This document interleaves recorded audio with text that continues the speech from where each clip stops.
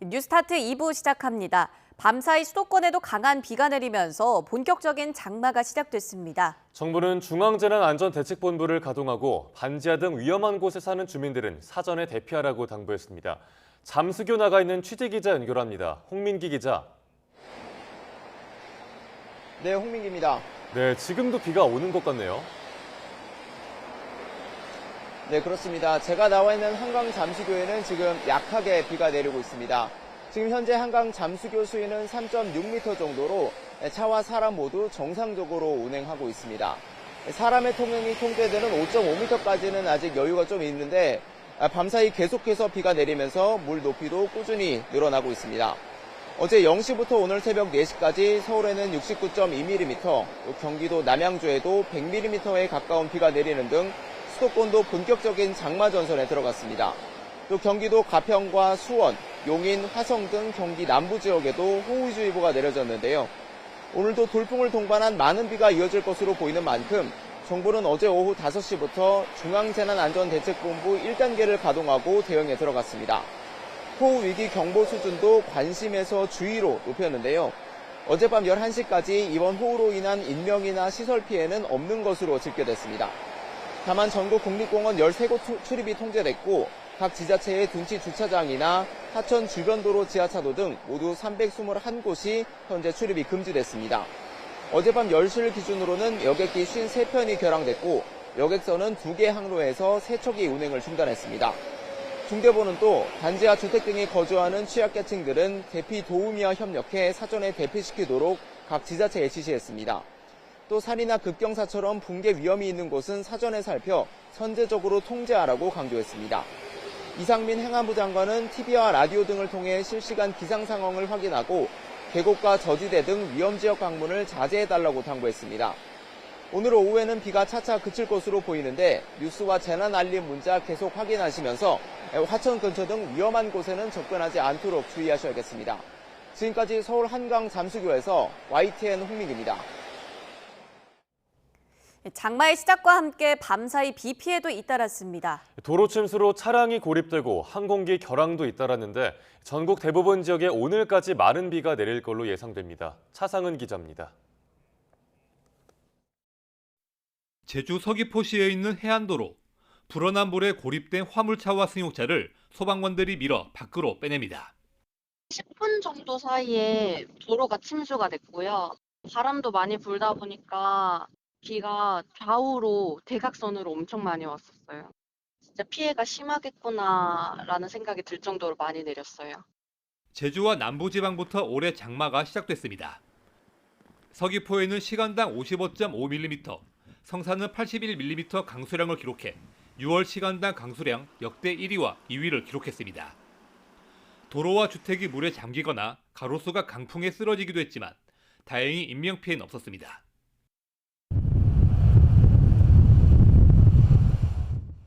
장마 전선의 영향으로 항공기 운항은 차질을 빚었습니다. 제주를 비롯해 남부지방 기상 상황이 나빠지면서 30여 편이 결항했고 지연도 잇따랐습니다. 비구름이 전국으로 확대한 가운데 대부분 지역은 주말 동안 30에서 100mm 안팎의 강수량을 기록할 것으로 예상됩니다. 충청과 전라, 경상권은 월요일까지 비가 이어질 수 있다고 기상청은 예보했습니다. 많은 비와 함께 해안 지역을 중심으로 강한 바람이 불 수 있어 안전에 각별한 주의가 필요하고 계곡이나 하천 주변의 야영은 피해야 합니다. YTN 최상입니다. 네, 비 피해 상황 계속 전해드리겠습니다. 도로가 비에 젖으면서 달리는 차가 미끄러지는 사고가 많았는데요. 네, 청주에서는 고속도로를 달리던 차량이 전복됐고 대전에서는 미끄러진 차를 피하려던 차가 또 다른 사고를 내기도 했습니다. 김웅래 기자가 보도합니다. 고속도로 갓길에 SUV 한 대가 뒤집혀 있습니다. 바로 옆으로 차 여러 대가 빠르게 지나다녀 자칫 더 큰 사고로 이어질 뻔했습니다. 어젯밤 11시쯤 충북 청주시 현도면 경부고속도로 신탄진 나들목 근처에서 차량 단독 사고가 났습니다. 다행히 운전자는 별다른 부상을 입지 않았는데 경찰은 차량이 빗길에 미끄러져 사고가 난 것으로 보고 정확한 경위를 조사하고 있습니다. 대전시 비룡동 경부고속도로 서울 방향 터널 인근에서는 SUV 차량이 빗길에 미끄러졌습니다. 가드레일을 들이받는 사고를 냈는데 뒤따르던 다른 SUV도 사고를 피하려다 미끄러져 또 가드레일을 들이받았습니다. 경찰은 두 운전자 모두 술을 마신 상태는 아니었던 것으로 보고 정확한 사고 원인을 조사하고 있습니다. 부산 사상구 강변도로에서도 빗길에서 화물차가 미끄러지는 사고가 났습니다. 5톤 화물차와 부딪힌 가로수가 넘어졌고 운전자는 경상을 입었습니다. 경찰은 운전자를 상대로 정확한 사고 원인을 파악하고 있습니다. YTN 김웅래입니다.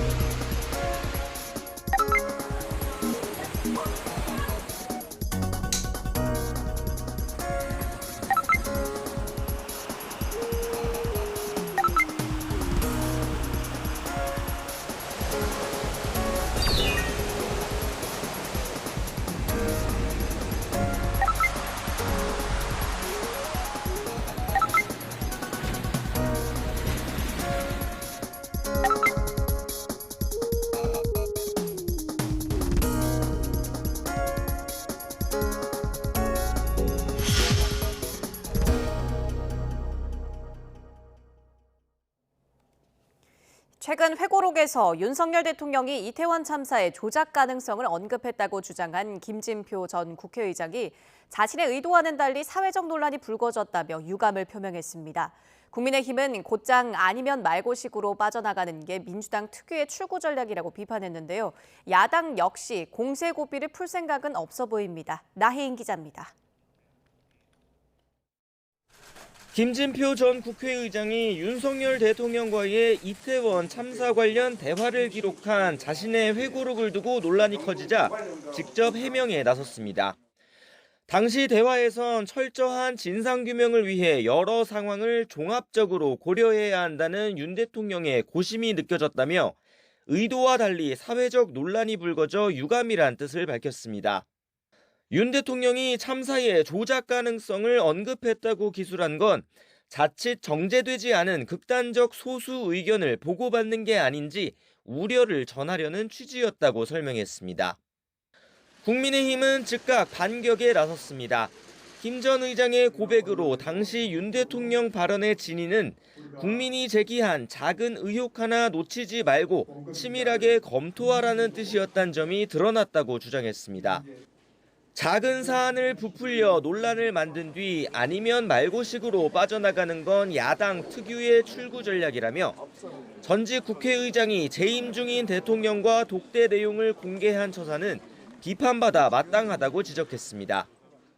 민주당이 이번 사안을 빌미로 전 국민들이 가슴 아파하는 참사를 정쟁화시키고 대통령을 흔들려고 한다면 이는 결코 용납될 수 없습니다. 김 전 의장의 해명을 계기로 논란이 잦아들길 기대하는 여당과 달리 민주당은 공세 수위를 끌어올리고 있습니다. 윤 대통령이 직접 나서 입장을 밝히고 이태원 참사 특별법에 따라 구성될 특별조사위원회의 조사 대상에 이번 논란을 포함해야 한다고 목소리를 높였습니다. 국민의힘을 향해선 여야 합의로 특별법을 통과시켜놓고 여당목 특조위원을 추천하지 않는 이유가 뭐냐고 쏘아붙였습니다. 극우 유튜버들은 이태원 참사를 두고 여러 음모론을 제기했지만 모두 사실이 아닌 걸로 밝혀진 바 있는데 참으로 개탄스럽습니다. 유가족들은 참담함을 토로하고 계십니다. 김 전 의장이 진화에 나섰지만 야당은 당장 국회 운영위원회를 소집해 대통령실 참모들에게 이 문제를 따져 묻겠다는 입장이라 여야 공방은 더 치열해질 것으로 보입니다. YTN 나힌입니다. 국민의힘 당권 경쟁 초반 한동훈 대세론이 유지되면서 나머지 당권 주자들은 일제히 한 후보를 견제해 배신의 정치를 부각하는 데 집중하고 있습니다. 민주당은 연임 도전이 유력한 이재명 전 대표의 대항마가 나타나지 않으면서 전당대회 흥행에 고심이 깊어지는 모습입니다. 임성재 기자의 보도입니다. 전당대회 후보 등록 뒤 첫 주말, 국민의힘 당권 주자들은 일제히 제2연평해전 기념식에 참석했습니다. 순국장병들의 희생을 기리는 동시에 국가 안보와 보훈을 강조하면서 보수 지지층 표심을 공략한 겁니다. 하지만 한동훈 대 비한동훈이란 당권 구도가 굳어지는 분위기 속에 선거 초반 기선을 잡으려는 신경전은 이어졌습니다. 이명박 전 대통령을 예방한 나경원 후보는 당의 뿌리가 흔들리는 것 같다며 윤석열 대통령과 불편한 관계인 한 후보의 약점을 에둘러 파고들었습니다. 특정인을 위한 배신이 국민을 위한 배신이 아니라 사익을 위한 배신이라면 그것은 다른 차원의 문제 아닌가 이렇게 생각합니다. 한 후보는 앞서 배신의 정치를 한다는 비판을 반박하면서 정면 돌파에 나섰는데 제가 배신하지 않아야 할 대상, 정치인이 배신하지 말아야 할 대상은 대한민국과 대한민국의 국민입니다. 자신의 지역구가 있는 인천에서 선거운동에 나선 원희룡 후보, 핵심 지지층이 많은 대구 당원들을 만난 윤상현 후보도 한 후보와 윤 대통령 갈등설을 놓고 맹공을 멈추지 않았습니다. 우리 당원 동지들은 배신해도 되는 겁니까? 자신을 20년 동안 키웠던 그런 은혜에 대해서는, 인간관계에 대해서는 하루아침에 이것을 배신해도 되는 겁니까? 정치의 기본은 신의입니다. 국가와 또 국민과 또 대통령하고의 신의도 다 포함이 된다고 생각합니다. 민주당은 당권 연임 도전이 유력한 이재명 전 대표의 대항마가 뚜렷하지 않다는 게 걱정거리입니다. 이른바 비명계 중량급 인사들이 출사표를 던지지 않는 가운데 재선 의원 경남지사를 지낸 김두관 전 의원 정도 출마 가능성이 거론됩니다. 당연히 나서달라는 사람도 있고 나서지 말라는 사람도 있고 요구들이 많이 있죠. 그런 결정들은 가능하면 빨리 해야죠. 하지만 이 전 대표 연임이 확실시되는 분위기엔 변수가 되기 어렵다는 평가가 지배적입니다. 이 전 대표가 단독 출마할 경우 투표할지 추대할지조차 결론 내리지 못했는데 어떤 방식이든 여당보다 주목도가 낮을 수밖에 없을 거란 우려도 적잖게 나오고 있습니다. YTN 임성재입니다. 대형 인명피해를 낸 경기 화성 전지공장 화재를 계기로 제도적 개선이 시급하다는 목소리가 커지고 있습니다. 특히 사각지대를 줄이기 위해선 정부 부처들 간의 통합적인 재난 예방 활동이 필요하다는 지적이 나오고 있습니다. 신귀혜 기자입니다. 사망자 23명을 내며 역대 최악의 화학공장 참사로 기록된 리튬 전지 공장 화재. 정작 공장을 운영하는 업체는 최근까지도 자체 소방 점검 뒤 양호하다는 결과를 소방당국에 신고했습니다. 보관 상태는 저희들이 적절하게 보관을 했다고 생각됐고 안전점검은 저희가 정기적으로 받는 걸로 알고 있습니다. 부처 간 칸막이로 재난관리 사각지대가 드러났다는 지적이 잇따르는 이유입니다. 실제 아리셀 공장은 법률상 위험물로 규정된 리튬 원료가 아닌 리튬 전지를 취급하다 보니 화재 안전 중점 관리 대상이 아닙니다. 이 때문에 소방의 직접 점검을 받지 않는 일반 소방안전관리 대상물로서 자체 점검만으로도 별다른 제재를 받지 않았습니다. 소방안전관리 대상물은 규모에 따라 특급부터 1급, 2급, 3급으로 나뉘는데 특급 대상물은 안전관리 과정에 소방뿐만 아니라 관계 부처들도 개입하지만 아리셀 공장은 2급에 해당해 자체 소방점검 결과에 특이사항이 없다는 판단만 받으면 됐던 겁니다. 물론 배터리 산업을 총괄하는 산업통상자원부가 생산시설들을 대상으로 현황 조사를 하기는 하지만 이마저도 법으로 정해진 의무는 아닙니다. 또 리튬 1차 전지는 애초 전기용품 안전관리법의 규제 대상에 들어가 있지 않은 데다 아리셀의 군용 제품들은 산자부의 관리 범위에서도 벗어나 있습니다. 전문가들은 재난이 언제 어떤 모습으로 찾아올지 모르는 만큼 재난 예방 활동에는 정부 부처들의 활발한 소통이 꼭 필요하다고 지적합니다. 리튬을 위험물로 보니까 위험물 그 기준에 해당돼야지만 관리 대상이다라고 소방은 보는 거고 그렇게 전체적인 사고를 하지 못하는 거죠, 기자님. 나눠져 있으니까 사실은 더 관리가 안 되는 거라고 저는 보거든요. 화재 직후 안전점검 TF를 꾸려서 소방청, 지자체 등과 함께 합동 점검을 벌인 산자부는 향후 1차 전지 생산 현장의 안전을 위해 관계부처와 협의해 나가겠다고 밝혔습니다. YTN 신규입니다. 친족 사이의 재산 범죄는 처벌할 수 없다는 이른바 친족 상돌의 조항이 헌법 불합치 판정을 받았습니다. 이에 따라 가족 간 법적 분쟁이 늘어날 걸로 예상되는 가운데 당사자 간의 화해가 가능하도록 법 설계 과정에 신중을 기해야 한다는 지적도 나옵니다. 김철희 기자가 보도합니다. 법은 문지방을 넘지 않는다. 친족 사이 재산 범죄를 처벌하지 않는 친족 상돌의 조항에 대한 관심이 커진 건 방송인 박송 씨 사건부터였습니다. 박 씨는 친형이 61억 원 가량을 빼돌렸다며 고소를 제기했는데 돌연 아버지가 재산 관리를 한 건 자신이라고 주장하고 나선 겁니다. 직계나 동거 가족이 아니라 친족 상돌에 적용이 어려운 친형과 달리 처벌 면제 대상인 아버지가 제도를 악용했다는 지적이 나오면서 법 개정 목소리가 커졌습니다. 저와 같이 가까운 이에게 믿음을 주고 선의를 베풀었다가 피해자가 된 많은 분들께 희망이 될 수 있는 이후 1년여 만에 헌법재판소가 시대 상황을 반영해 법을 바꾸라며 친족 상돌의 조항에 대해 헌법 불합치 결정을 내리면서 많은 변화가 예상됩니다. 그동안은 치매 노모 예금을 자녀가 몰래 빼돌려도 또 지적 장애인 돈을 동거 친척들이 몰래 가로채도 모두 처벌할 수 없었지만 이제는 법의 심판대에 오르게 될 전망입니다. 다만 헌재가 이제 막 법 개정을 주문한 만큼 이미 일어난 범죄까지 소급해 처벌하긴 어렵습니다.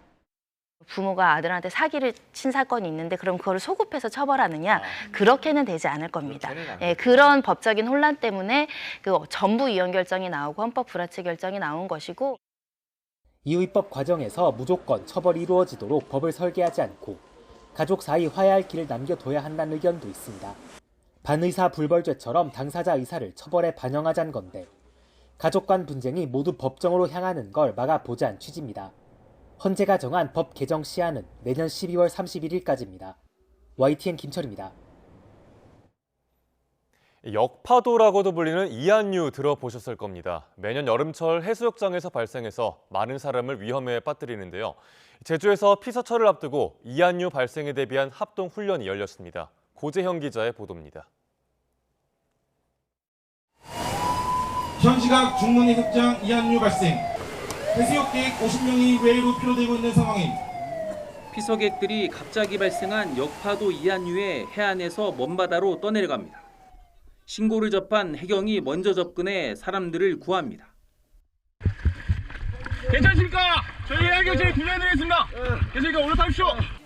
민간 구조대원들도 보드를 타고 나가 하나둘 구조에 성공합니다. 소방과 병원 보건소는 구조된 이들을 중증도에 따라 분류해 병원으로 이송합니다. 공포의 역파도라고 불리는 이한류 발생을 대비한 합동 훈련입니다. 해경과 소방, 민간구조대 등 80여 명이 참여해 실제 상황이 발생한 것처럼 훈련을 소화했습니다. 이한류는 육지 쪽으로 밀려든 바닷물이 좁은 폭우로 다시 바다 쪽으로 빠르게 빠져나가는 현상으로 해수욕장 안전사고의 주요 원인 가운데 하나입니다. 이한류 발생 일수도 매년 늘고 있어 피서객들의 주의가 필요합니다. 이한류가 발생하면 무리하게 빠져나오려 하지 말고 침착하게 구조를 기다리는 게 현명합니다. 이한류의 지속 시간은 약 3분 정도입니다. 절대로 당황하지 마시고 뜰 수 있도록 부력을 유지하신 채 구조를 기다리는 게 최우선 방법입니다. 구조대가 도착했을 때도 지시에 따라야만 안전하고 빠르게 구조될 수 있습니다. 이제 긴장을 푸시고 이제 구조대가 말하는 대로 이제 지시에 따라 주시면은 저희가 구조에 조금 더 용이하게 쉽게 구조를 할 수 있을 것 같습니다. 기상청과 국립해양조사원 사이트에서 국내 10개 해수욕장의 이한류 지수를 확인하는 것도 도움이 됩니다. YTN 고재영입니다. 미국의 첫 대선 후보 TV 토론 이후 유권자의 60%가 바이든 대통령을 후보에서 교체해야 한다고 생각하지만 트럼프 전 대통령과의 가상 대결에서는 여전히 접점을 벌이고 있다는 여론조사 결과가 나왔습니다. 온라인 매체 악시오스에 따르면 여론조사 기관 모닝 컨설트가 유권자 2천여 명을 대상으로 실시한 여론조사에서 유권자의 60%는 응답자의 60%는 바이든 대통령이 교체돼야 한다고 답했습니다.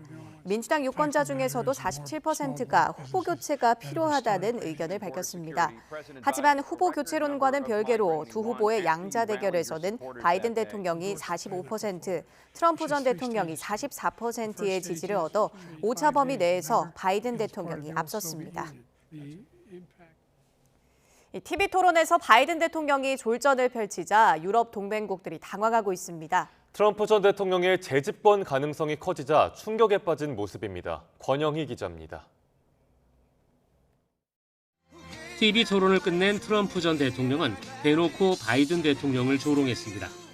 Many people are saying that after last night's performance that Joe Biden is leaving the race. 이를 지켜본 유럽에서는 벌써 트럼프 전 대통령의 재집권에 대비해야 한다는 목소리가 커지고 있습니다. 최근 유럽에선 극우 포퓰리즘 세력이 약진하고 있습니다. 유럽은 전통적 동맹을 무시하고 국수적 행보를 보여온 트럼프 전 대통령이 이 세력과 맞물리는 상황을 우려합니다. 유럽 외교협의회는 유럽 포퓰리스트 세력이 트럼프 행정부와 특별한 유대 관계를 수립할 수 있다고 지적했습니다. 이렇게 되면 이들이 더 대담하게 유럽연합의 정책과 계획을 방해할 수 있게 될 가능성이 큽니다.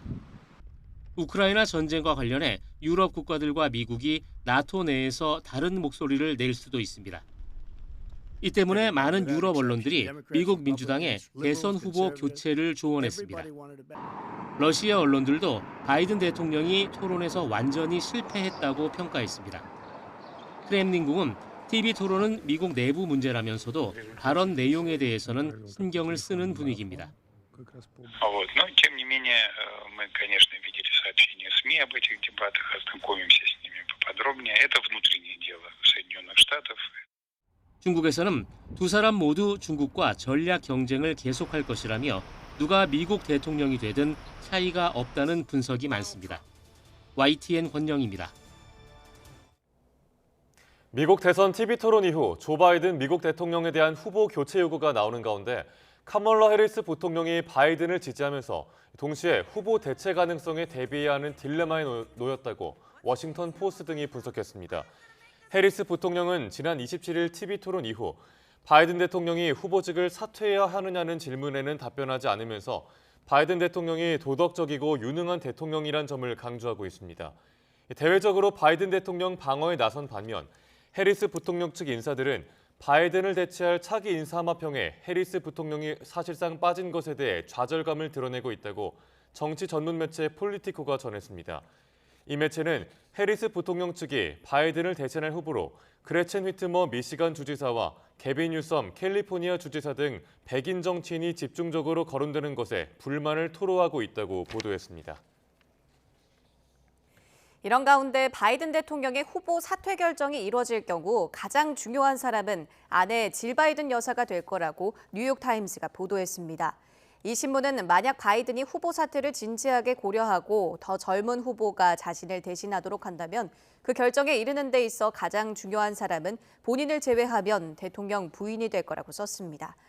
뉴욕타임스는 이어 질 바이든 여사의 목소리가 최종적이고 가장 중요하며 큰 결정은 대부분 바이든 대통령의 여동생과 부인이 함께한다는 주요 후원자의 말을 전했습니다. 전 대통령의 헬기 추락 사망으로 치러진 이란 대선에서 유일한 개혁파 후보가 1위를 차지하는 이변이 벌어졌습니다. 과반 득표자가 없어 이번 주 결선 투표를 치르는데 이런 결과를 놓고 오랜 경제난 속에 성난 민심이 드러났다는 분석이 나오고 있습니다. 이경아 기자가 보도합니다. 보수 진영의 분열 속에 치러지긴 했지만 이란 대선 개표 결과는 예상을 뛰어넘었습니다. 후보 4명 중 유일한 개혁파인 70살 마수드 페제시키안 의원이 1위로 뛰어오른 겁니다.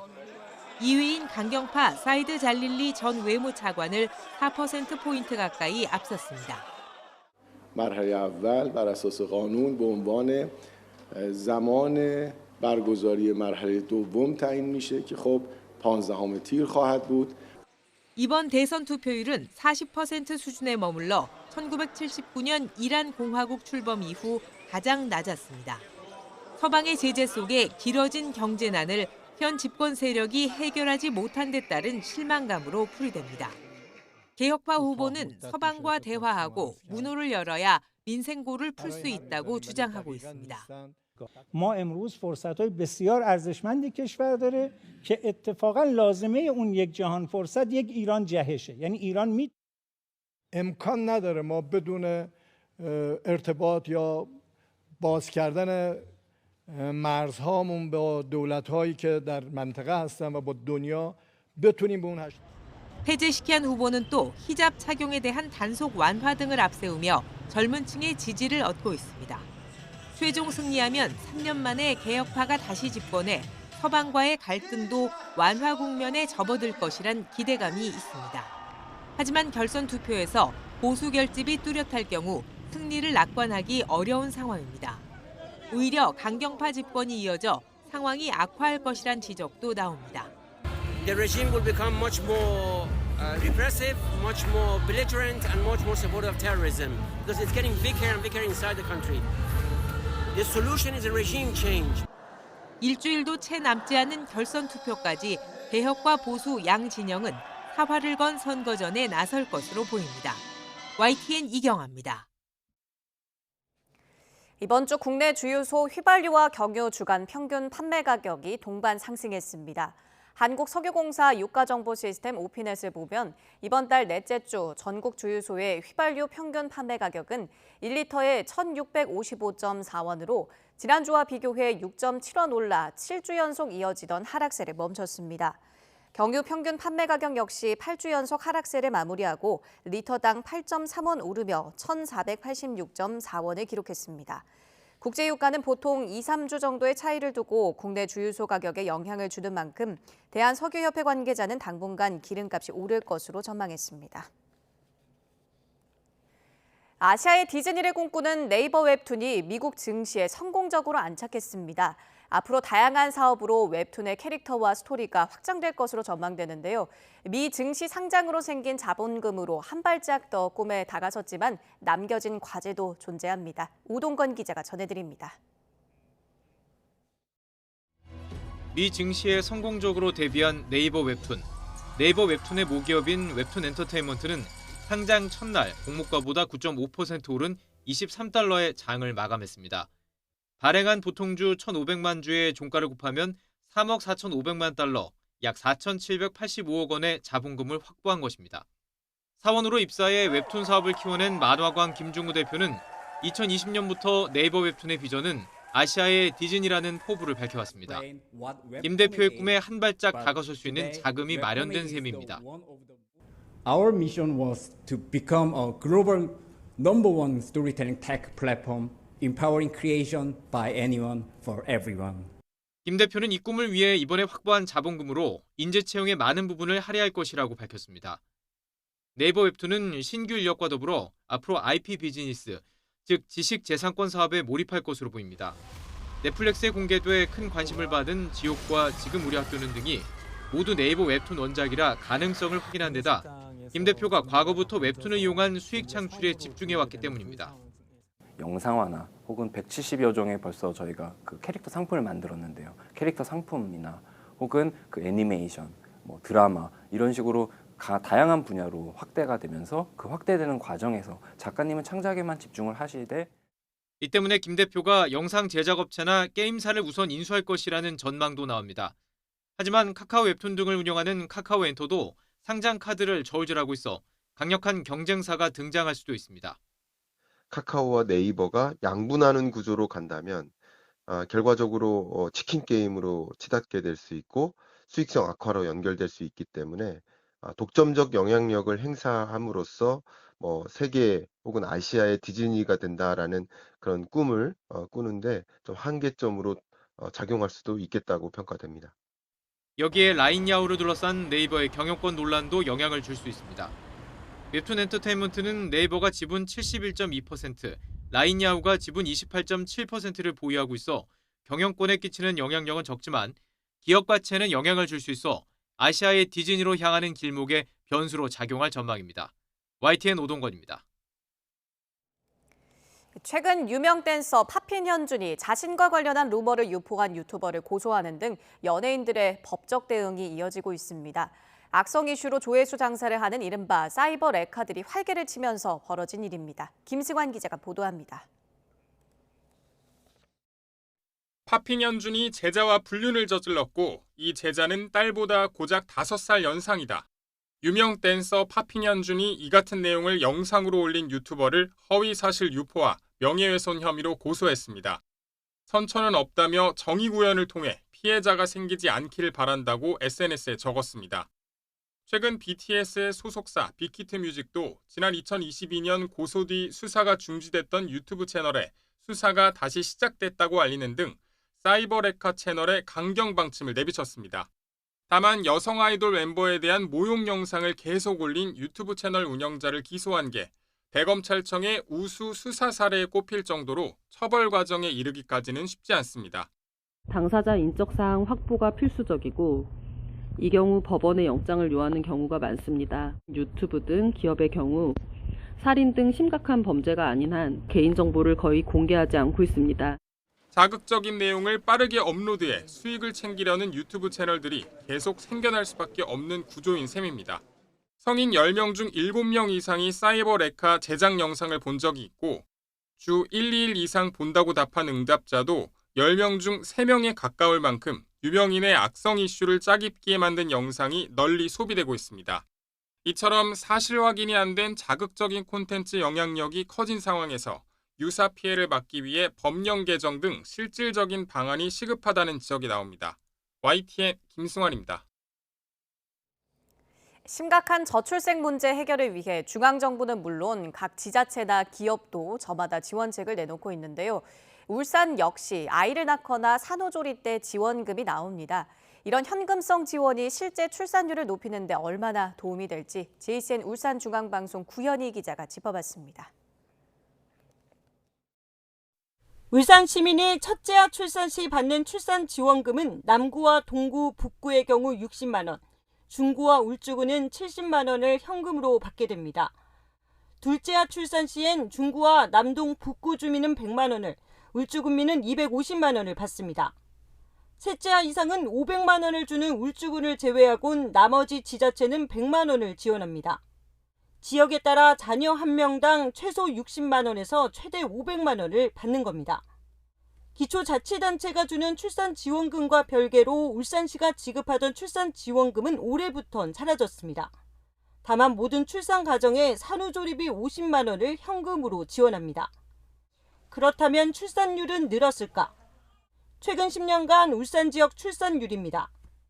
2015년 한 차례 출산율이 소폭 올랐던 걸 제외하고는 계속해서 떨어지더니 지난해 울산 지역 출산율은 겨우 0.8명 선을 유지했습니다. 구군별 출산율도 중구와 동구를 제외하고는 매년 낮아졌는데 출산율이 반등한 지역도 눈에 띌 만한 변화는 없었습니다. 출산지원금 등의 현금성 지원에 회의적인 목소리가 나오는 이유도 이 때문입니다. 한 10년간 현금성 지원을 굉장히 많이 확대를 했잖아요. 그럼에도 지금 출산율이 점점 더 떨어지고 있기 때문에 그렇게 효과가 좋진 않다라고 얘기를 하고 있거든요. 하지만 얼마 전 국민권익위가 아이를 낳을 경우 정부가 1억 원을 주는 것과 관련해 국민 의견을 물었는데 10명 중 6명이 출산에 동기부여가 된다고 말했습니다. 현금성 지원에 대한 선호도가 여전히 높긴 하지만 부모들은 장기적으로 출산과 육아 부담을 덜어줄 정책이 절실하다고 말합니다. 당장은 좋을 것 같은데 근데 솔직히 1억은 당장 준다 해도 별로 소용이 없을 것 같아요. 단기간이 아니라 쭉 고등까지 봐야 된다고 봐요. 저출생 관련 정책에 적용되는 소득 기준을 없애야 한다는 의견도 나옵니다. 이제는 이 육아 저출생에 있어서는 소득 지원 이게 초점 맞추는 것이 아니라 일반화로 다 푸셔야 된다고 생각합니다. 누구든지 다 내가 국가에서 지원받는 것을 할 수 있다. 정부가 국가적 비상사태를 선포할 만큼 저출생 문제가 심각한 가운데 효과에 대한 의견이 분분한 현금성 지원을 두고 지방정부의 고심이 갈수록 커질 것으로 보입니다. JCN 뉴스 구현입니다. 프로야구 SSG가 홈런 3방을 앞세워 두산의 6대0 7회 강우 콜드게임 승을 거뒀습니다. 1회부터 최정이 솔로 홈런을 쳐내며 기선을 제압했고 2회에도 최지훈과 고명준이 연속 타자 홈런을 때려 4대0까지 앞서갔습니다. 3회와 4회에도 한 점씩을 추가한 SSG가 6대0으로 앞서던 7회 도중 빗줄기가 굵어져 경기가 중단됐고 결국 강우 콜드게임이 선언됐습니다.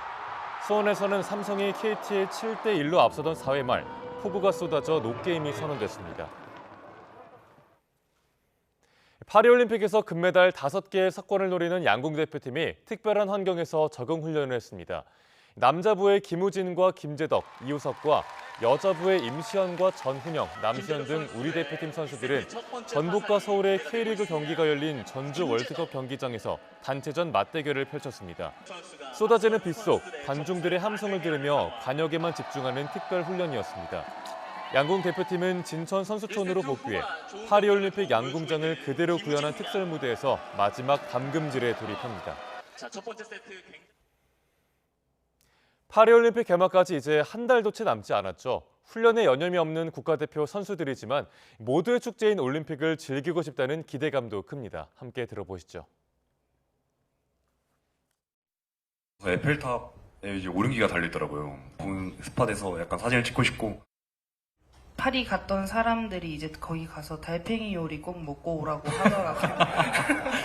유명한 빵집 아니어도 그냥 아무 빵집 가도 맛있다고 그래서 꼭 가볼 예정입니다. 둘째 예정일이 딱 7월 31일이거든요. 그러니까 제가 단체전 뛰는 날이거든요.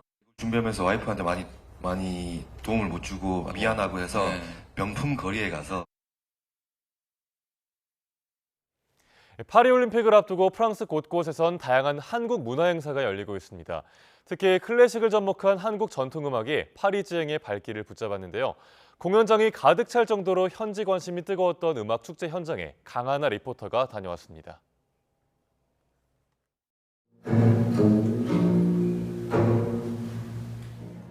검은고 특유의 낮고 묵직한 소리가 울려 퍼집니다. 술대를 이용한 현란한 연주에 관객은 숨죽이고 집중합니다. 파리 올림픽을 앞두고 한국국제문화교류진흥원과 프랑스 한국문화원이 공동으로 마련한 한국음악축제 현장입니다. Notamment l'instrument ancien, le gomungo, c'est hyper intéressant. Nouveau pour moi, et le son est très agréable. Et j'ai beaucoup aimé aussi la mélodie. 특히 이번 공연은 우리 전통악기 검은고와 유럽 관객에게 익숙한 피아노, 현대 예술을 상징하는 전자음악이 함께 어우러져 눈길을 끌었습니다. 새 악기가 클래식 작곡가 바흐 작품 등을 연주하면서 국경과 장르의 경계를 허문 겁니다. 낯선 듯 익숙한 선율은 한국 전통음악에 대한 관심을 높이기에 충분했습니다. 150년 전통을 자랑하는 파리 살가보홀 전 좌석이 만석을 기록했을 정도입니다. 단순히 전통 음악을 보여주는 것에 넘어서서 전통과 현대가 어떻게 조화될 수 있는지 그러한 가능성을 보여줄 수 있다고 생각이 들어요. 클래식 애호가들이 좋아하는 그런 곡들을 검은고와 피아노 또 전자음악이 함께 연주했기 때문에 비교적 좀 친근하게 느끼지 않으셨을까 하고 기대해 봅니다. 프랑스의 파리에서 온 관객들이 충분히 그 매력, 검은고의 매력에 매료되지 않았나 생각됩니다. 호응도 너무 좋았고요. 사흘 동안 한국 음악가들을 중심으로 전통음악과 재즈, 클래식 등이 어우러져 다채로운 공연이 펼쳐진 한국음악축제. 문화예술의 도시 파리에서 K-팝을 넘어 한국 음악의 영역을 확대할 가능성을 확인하는 시간이 됐습니다. 프랑스 파리에서 YTN 월드 강하나입니다.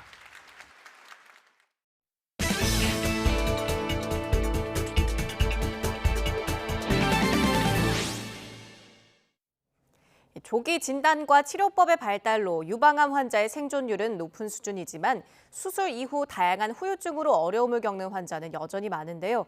국내 연구진이 유방암 수술 직후 운동을 빨리 시작할수록 어깨 기능 회복에 효과가 더 좋다는 사실을 확인했습니다. 임늘솔 기자입니다. 우리나라 여성암 1위 유방암. 여성들에게는 대장암 갑상선암보다 유방암이 더 많이 발생합니다. 조기 진단으로 완치율이 높아지고 있는데 5년 생존율은 93.8%로 높은 편입니다. 유방암 환자들은 수술 이후 일상생활에서 어깨가 무겁고 움직이기 불편한 정도의 후유증을 겪고 있습니다. 운동이 좋다고는 생각하지만 언제부터 어떤 운동을 해야 되는지 모르는 경우가 많으신데요. 체계적인 운동을 했을 때 수술 이후에 상肢 근력과 어깨 움직임 제한이 이전보다 훨씬 더 좋아지는 것을 검증을 했습니다.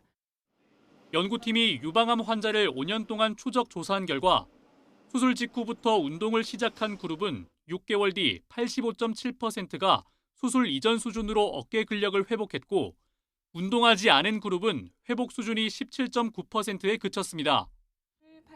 즉 수술 직후 운동을 빨리 시작할수록 어깨 근력 회복이 더 좋아지는 겁니다. 유방암 환자 맞춤형 운동은 총 4단계로 나눌 수 있는데 수술 후 몸 상태에 따라 단계별 재활이 가능합니다. 제가 배운 이 운동은 대각선 트위스트라는 운동인데요. 이 운동은 가슴 근육을 풀어줍니다. 집이나 사무실 어디서든 편하게 할 수 있습니다.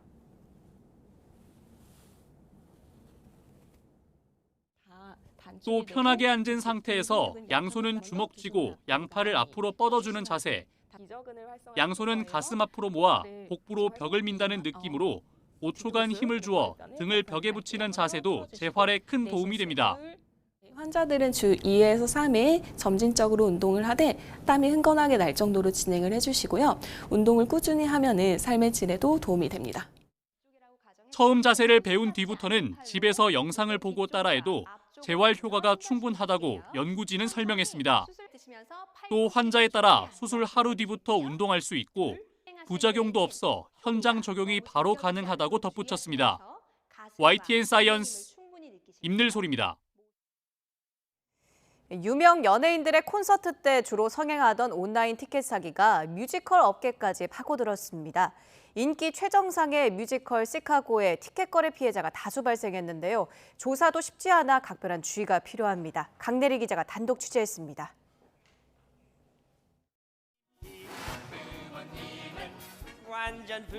6월 초 개막한 뮤지컬 시카고. 국내에서 24년 동안 154만 명이 관람했을 만큼 인기가 높습니다. 이번에도 대부분의 회차가 매진됐습니다. 전남 목포에 사는 20대 여성 김모 씨는 이 뮤지컬의 티켓을 구하기 위해 중고거래 사이트를 살펴보던 중 원하는 날짜의 표를 판매하겠다는 글을 보게 됐습니다.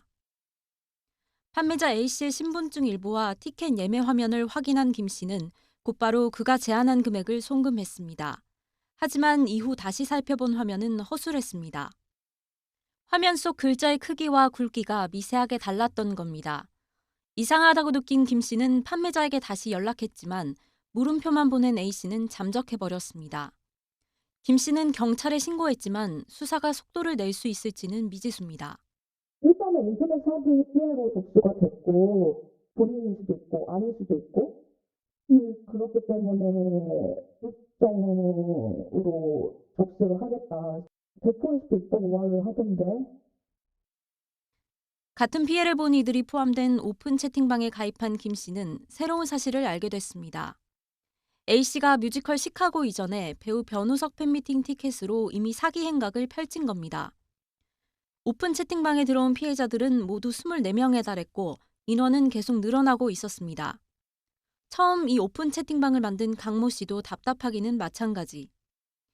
A씨가 온라인 사이트 아이디와 은행 계좌, 스마트폰 번호를 바꿔가며 계속 사기 행각을 벌여 피해가 확산하고 있는데 조사는 더디기 때문입니다. 신분증에 있는 사람이 이 사람인지도 모르고 그래서 우선 그냥 관할 경찰서로 넘긴다고 하더라고요. 조사해서. 그 사이에 피해자들이 계속 늘어나고. 뮤지컬 제작사도 이 같은 문제를 모르는 것은 아니지만 현실적으로 구제 방안은 없다고 말합니다. 원칙적으로는 아예 거래 자체가 불가능한 부분이라 저희가 나서서 할 수 있는 부분이 그런 공지에 혹은 거래하지 말아주세요라는 안내 정도인 것 같아요.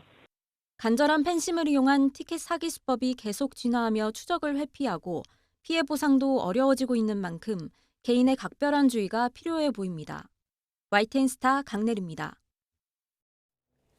최근 웹툰과 게임 두 분야의 교류가 활발해지며 새로운 창작물이 등장하고 있습니다. 이미 인기가 큰 작품들이 크로스오버되기 때문에 강력한 팬덤을 형성하는 이른바 갓게임이 나올 수 있을지 주목됩니다. 최강현 기자가 보도합니다. 작성자가 지하 던전에서 각종 마물을 만나 사냥합니다. 이른바 헌터가 되는 게임입니다. 게이머가 주인공 성진우가 되어 이야기를 진행하고 무기와 스킬을 사용해 다채로운 액션을 보여줍니다. 그 타이밍에 맞게 스킬을 피하면서 공격을 하는 스킬인데 그 몬스터를 무찌르는 데 사용하는 그런 쾌감이 확실히 좀 짜릿한 그 손맛이 있지 않나라는 생각. 이 게임의 원작은 인기 웹툰 나 혼자만 레벨업. 원작에 충실하면서도 등장하는 캐릭터를 게임만의 형식으로 풀어냈다는 평가를 받고 있습니다. 헌터들의 이야기들이라거나 성진우가 상대하게 되는 그 어떤 군주들의 이야기들을 게임만의 스토리로 풀어나갈 생각입니다.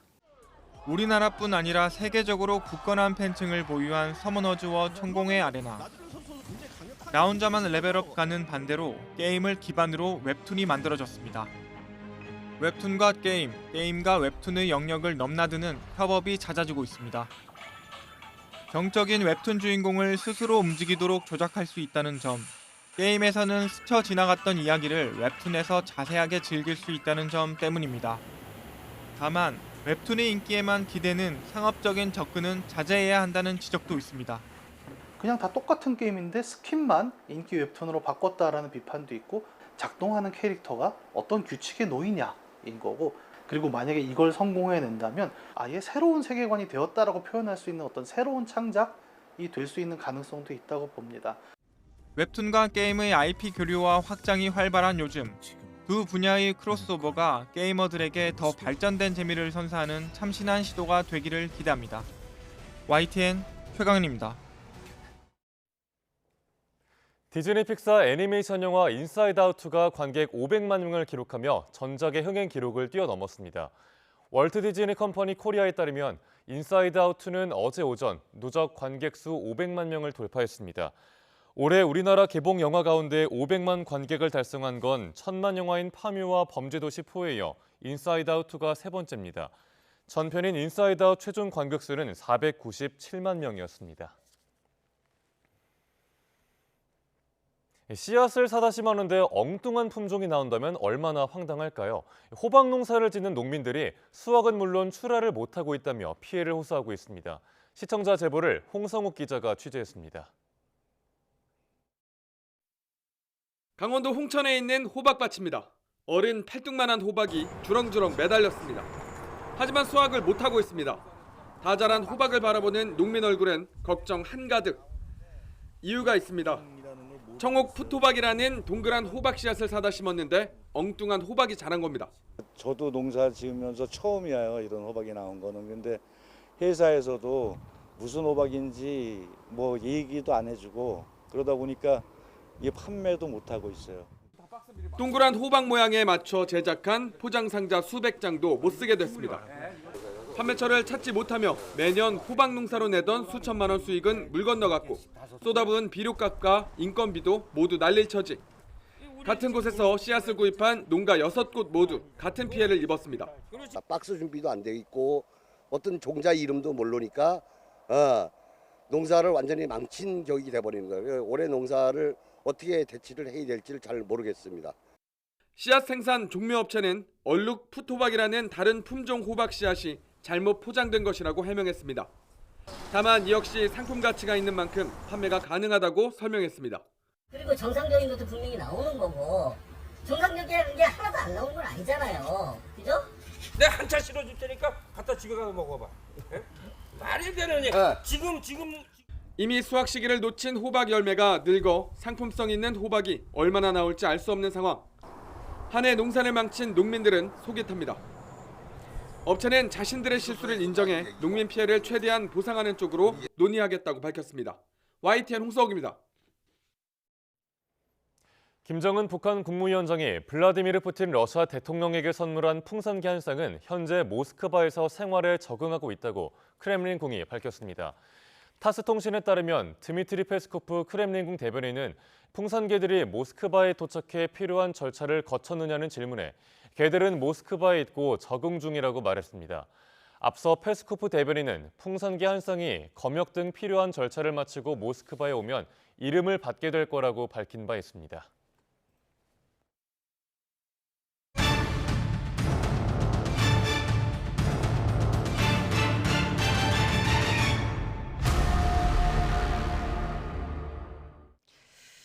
네, 서울의 비는 그쳤습니다. 하지만 빨간색으로 표시된 남부지방을 중심으로 강한 비가 오고 있는데요.